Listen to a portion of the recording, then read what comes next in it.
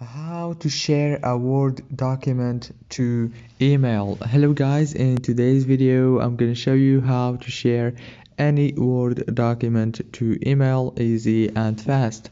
So first thing, go to Word, and now all what you have to do is choose the document that you want to share. For example this one, and click here.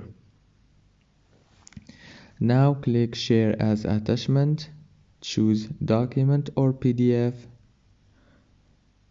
and now click on the email option right here. It's very easy and simple. If this video was helpful, please don't forget to like and subscribe. Thank you so much for watching this video until the end. See you later.